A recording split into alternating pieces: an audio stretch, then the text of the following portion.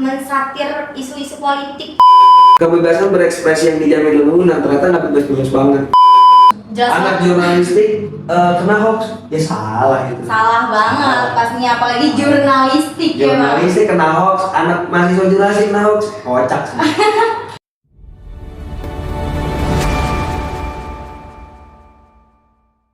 Nah, teman-teman, di program Suara Mereka ini saya Ezra bersama Bang Aji juga sama Hendra. Jadi kebetulan Bang Aji ini kakak tingkat saya nggak pas sih saat ini. Jadi Bang Aji tuh ada terpaut 6 tahun kayaknya ya Bang. Benar. Nah, tapi Bang Aji ini udah termasuk alumni sukses nih teman-teman. Karena Bang Aji, amin ya Allah.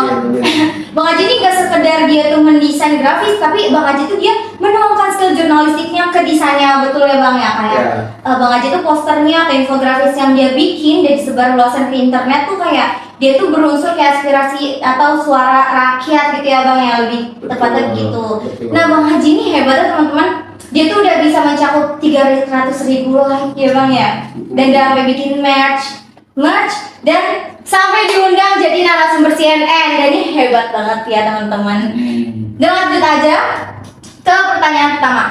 Jadi di dalam dunia digital saat ini ya Bang ya, menurut Abang apa sih Bang kayak definisi hoax dalam media visual gitu?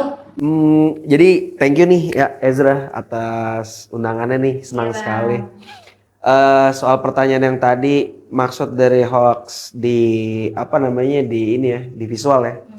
Sebenarnya secara sederhana kalau kita ngambil dari sudut pandang kreator, apalagi dalam sudut pandang desain, sesimpel desain itu jelek, itu pasti hoax. Cara ngebedainnya gampang banget. Ezra ngelihat poster di sosmed, terus posternya tuh kayak nggak niat gitu, pasti itu hoax. Ya, cuma kalau kita bicara hoax, waktu pas 17+8 tuh Reset Indonesia pas demo kemarin di Agustus rame itu, banyak banget itu apa poster-poster yang narasi hoax maupun ujaran kebencian maupun hal-hal yang yang provokatif dan sebagainya. Itu cara nilainya tuh cara kita mengetahui itu hoax atau enggak tuh dari bentuk visualnya. Kalau visualnya jelek tuh pasti hoax. Karena si orang yang buat hoax ini itu nggak punya kemampuan untuk membuat poster yang bagus. Nah, terus ada nggak sih Bang kayak poster atau infografis visual gitu yang Abang temuin gitu, dan itu kayak wah ini bahaya nih kalau sampai audiens banyak yang mengonsumsi hal itu gitu Bang? Tentu banyak banget. Karena kan gini ya, sosial media, kalau kita bicara sosial media tuh keran informasinya tuh deras banget. Bener banget. Kita sebagai audiens itu agak sulit untuk memfilter mana yang benar, mana yang salah, mana yang tepat, mana yang enggak, mana yang bermanfaat, mana yang enggak gitu. Jadi karena keran informasinya itu deras banget, audiens tuh jadi bakalan bingung banget. Dan karena setiap hari dicekokin sama informasi yang sangat deras, jadi bias tuh antara ini benar nggak ya, ini salah nggak ya gitu. Dan banyak sekali memang kalau saya temui itu beberapa narasi-narasi poster yang emang menjurus untuk arah-arah yang berita bohong, terus kebanyakan sih memecah belah kelompok tuh banyak tuh. Itu banyak banget kalau saya temui itu banyak banget kayak gitu. Karena itu tadi netizen itu gampang untuk dipecah dalam sekian menit malah. Bener banget, kayak netizen tuh bahkan mau itu benar apa enggak, kalau selagi itu dia yakin dan dia emang percaya poster itu pasti bakal percaya dan disebar luas gitu kan Bang. Nah itu karena gini, si kreator atau si pembuat hoax ini itu pandai mengelola emosi netizen. Bener banget. Pandai banget mancing, dia pandai bagaimana cara memancing kemarahan netizen, kemarahan warga. Dia tuh pandai tuh main-main kayak gitu. Kita bisa lihat contoh yang video AI Sri Mulyani yang ngomong guru honorer adalah beban negara. Padahal itu kan AI kan. Itu kan satu hari itu orang marah hari itu. Ternyata pas ditelusurin itu hoax. Itu AI yang diedit, ada potongan video Bu Sri Mulyani melakukan pidato, dipotong, lalu potongannya itu diganti suaranya untuk dibilang kalau guru honorer itu beban negara. Itu yang salah satu hal yang bahaya banget. Makanya kan eskalasinya sampai mana? Sampai rumahnya dijarah. Nah terus kayak hoax visual tuh kan emang lebih sulit gitu buat dilacak kebenarannya. Nah terus kayak kalau emang iya alasannya tuh apa sih bang gitu? Ini sebenarnya untuk apa namanya kalau kita mencari data ya, kalau dari gambar itu gampangnya download fotonya, cari di Google Image. Udah sesimpel itu tuh, upload tuh di Google Image, muncul apa enggak. Kalau muncul misalkan terverifikasi gitu di Google Image-nya. Kalau muncul berarti ada kemungkinan pesan yang disampaikan tuh benar. Cuma kalau nggak ada itu bisa jadi hoax tuh.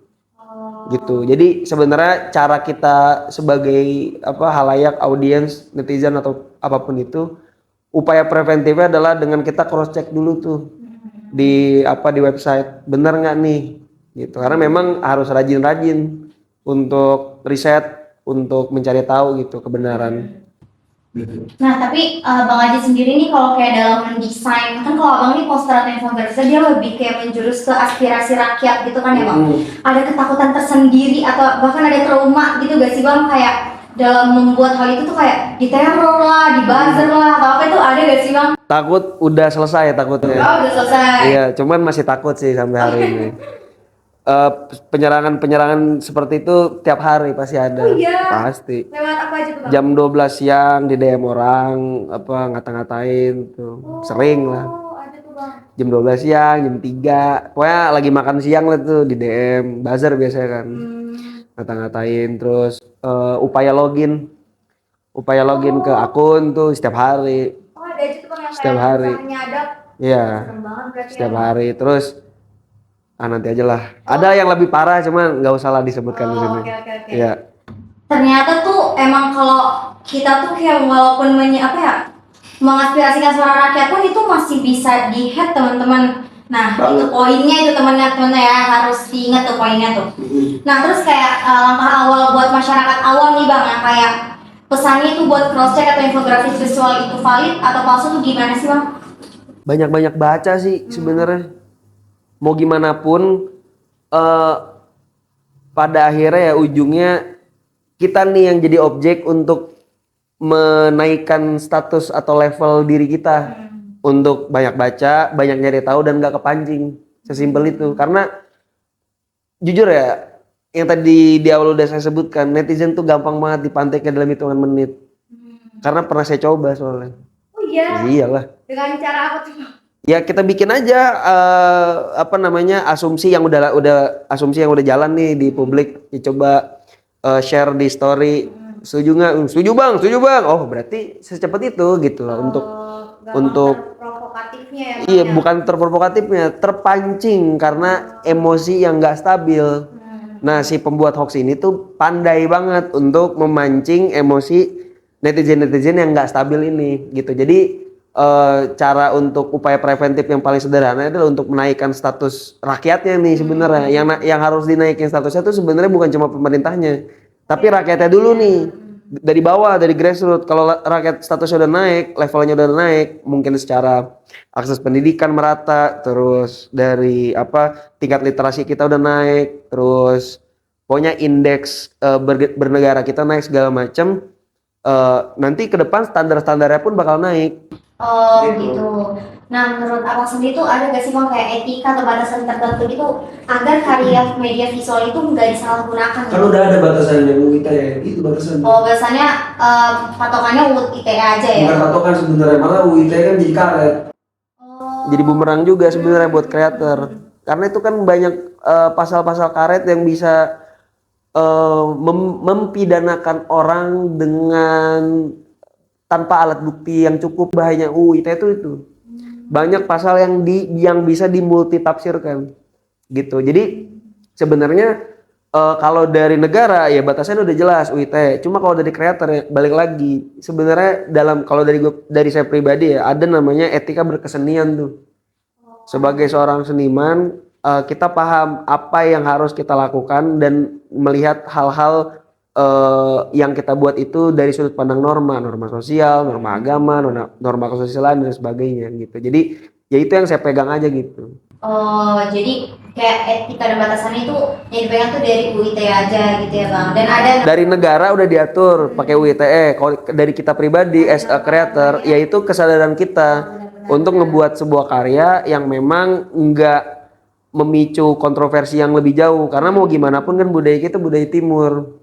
Kita nggak bisa kayak barat. benar banget. Bikin gambar yang ngasal tuh bisa di barat tuh ya kan. Kalau di sini bahaya juga. Makanya Indonesia rata-rata kalau seniman visual sekarang tuh mainnya di satir. Itu paling aman udah. Iya benar banget ya. Karena yang saya lihat tuh kayak seniman Indonesia tuh dia tuh bahkan naiknya tuh karena mensatir isu-isu politik gitu ya Bang. Karena warga kita tuh seneng sama hal kayak gitu, satu. Dan yang kedua, nggak butuh mikir panjang untuk tahu konteks yang disatirin tuh apa. Benar banget. Jadi emang sekarang tuh lagi mainnya di satir sih. Karena itu hal paling aman. Nah, satir kenapa pada main pakai satir? Karena itu tadi kalau main secara belak-belakan itu bisa kena ITE gitu. Bahaya itu memang. Jadi kebebasan berekspresi yang dijamin undang-undang ternyata nggak bebas-bebas banget gitulah. Oh gitu. Jadi agak sulit berbebas ekspresi gitu ya Bang. Bebas pun ada batasan. Iya benar banget. Nah, ada nggak sih Bang kayak pesan buat teman-teman nih yang setiap hari nih terpapar sama infografis atau poster atau media visual lainnya tuh yang di media sosial bersebaran dan bertebar dimanapun tuh biar kita tuh nggak tertipu hoax gitu. Pesannya adalah kalau ngelihat sesuatu yang lagi rame, yang lagi viral, jangan langsung bikin story. Jangan langsung repost, jangan langsung ikutan komen. Ya like boleh lah, bantu kreatornya tuh buat makin postingnya makin naik kan. Tetapi kalau memang keputusan berikutnya dari si netizen, dari kita ini adalah untuk nge-repost itu, bikin memposting ulang via story dan sebagainya, itu ada tanggung jawab moral tuh. Tanggung jawab moralnya adalah apakah benar informasi yang kita sebarluaskan ulang ini tuh bisa dipertanggungjawabkan kebenaran faktanya. Kalau memang udah jadi domain publik, udah jadi perbincangan publik, ya sok itu harus disuarakan.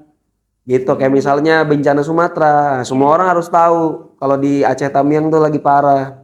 Kalau di Aceh bagian utara tuh semua orang nggak bisa makan sampai hari ini. Semua orang harus tahu itu. Jadi untuk hal-hal seperti itu harus disebarluaskan banget. Cuma untuk beberapa informasi yang bisa digiring opininya, yang bisa memicu perpecahan kelompok lain sebagainya, itu harus di cross check dulu tuh. Tetapi kalau memang udah jadi domain publik, jadi perbincangan publik, at least media nasional tuh udah naikin itu tuh. Simpelnya kalau media nasional udah ngebawa topik itu di berita, maupun mau online, mau TV, cetak apapun itu, berarti informasi atau peristiwa tersebut tuh udah bisa dipertanggungjawabkan tuh. Untuk kejadian-kejadian.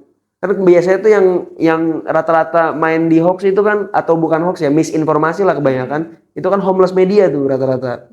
Iya benar. Homeless media tuh sering main di misinformasi karena untuk nyari traffic aja biasanya mereka tuh, nyari viralnya doang, tapi nggak berani buat bertanggung jawab atas apa yang ia tulis dan ia posting. Makanya cara sederhana paling ngelihatnya adalah dari media nasional.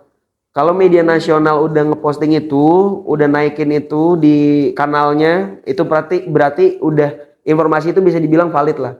Oh Kira-kira kayak gitu. baik. Jadi teman-teman di sini tuh poinnya tuh kayak double check itu penting banget ya Bang Haji ya. Apalagi kita ada jurnalistik. Nah benar banget. Jelas Anak banget. jurnalistik kena hoax, ya salah itu. Salah banget pastinya, apalagi jurnalistik ya Bang. Jurnalistik kena hoax, anak mahasiswa jurnalistik kena hoax, kocak sih. Oke, seru banget diskusi kita kali ini bersama Bang Haji. Semua jawabannya itu sangat-sangat relevan dan pasti itu nyampe banget di otak kalian semua ya teman-teman. Nah, makasih banyak Bang Haji buat Thank segala you. macam aspirasinya dan jawaban-jawabannya yang sangat konkret ya Bang ya. Jadi segitu dulu podcast kami, yaitu podcast Suara Mereka dari kami mahasiswa jurnalis semester 3 dan kami ada juga Bang Haji. Terima kasih ya Bang sekali Terima kasih, lagi. Ezra. Thank you. Oke, bye teman-teman semuanya.